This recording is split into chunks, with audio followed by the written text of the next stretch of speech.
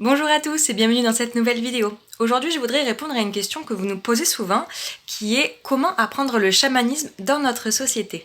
Alors c'est vrai qu'on est dans une société où le chamanisme déjà c'est très à la mode et on adore aussi se faire de l'argent avec toutes sortes de formations liées au bien-être et à la spiritualité.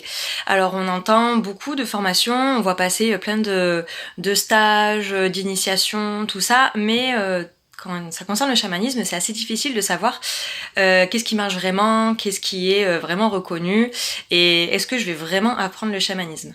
Alors déjà, je voudrais préciser que moi, de mon côté, j'ai jamais fait de formation proprement parlée, déjà parce que j'ai beaucoup de mal avec le côté formel, et puis moi, j'ai eu beaucoup de chance d'apprendre sur le terrain en étant au Pérou et avec un mari chaman qui vient de deux familles de chamans, donc c'est vrai que le contexte est un peu différent.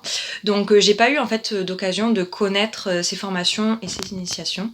En tout cas, ce que je peux vous dire, c'est que si vous voulez réellement apprendre le chamanisme, l'idéal c'est de se mettre en immersion dans des pays, en général donc que ce soit pays d'Amérique du Sud ou en Afrique ou en Asie, c'est-à-dire là où on retrouve encore des communautés autochtones. Pourquoi ? Parce que la façon de voir la vie, leur réalité est complètement différente. Et à mon sens, c'est quelque chose d'essentiel si on veut vraiment connaître le chamanisme. Il faut vraiment oublier tout ce qu'on connaît de notre réalité en tant qu'Européens, en tant que Français. Faire une croix sur les étiquettes, parce que même le terme de chamanisme est quelque chose de gringo, donc c'est nous les blancs qui avons créé ce terme. En tout cas, je sais que quand on va au Pérou et qu'on cherche un chaman, ceux qui répondent présents, c'est ceux qui connaissent le tourisme, mais sinon, un vrai chaman, c'est-à-dire celui qu'on va trouver au fin fond d'une forêt, il va jamais s'appeler chaman. Là-bas, on va appeler ça des guérisseurs ou des serviteurs. Donc je conçois qu'aller au fin fond de l'Amazonie, c'est pas la meilleure option pour tout le monde, pour plein de raisons. Donc évidemment, vous pouvez vous former, vous, en étant en France, tout ça. Du coup, les conseils que je peux vous donner, c'est déjà de suivre votre intuition.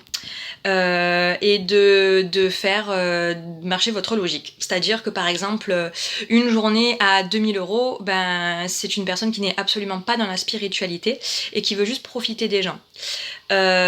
Essayez de vous questionner un maximum sur les formations que vous allez trouver, écoutez énormément les retours qu'on a aussi de ces formations, de ces stages, de ces séminaires ou tout simplement des rencontres.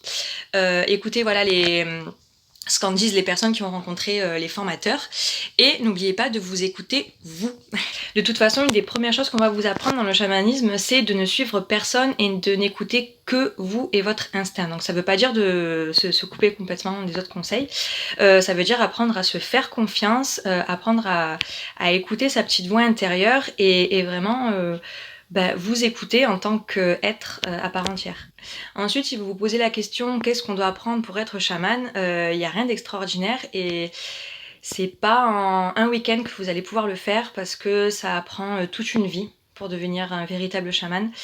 C'est assez difficile d'établir un petit peu un programme de ce qu'on doit savoir pour être chaman parce que moi-même je le suis pas déjà. Et je dirais que c'est un peu un tout, donc il s'agit déjà de connaître les plantes, d'être très connecté au monde du spirituel et de reconnaître en fait la vie et tout ce qui est sacré mais à part entière.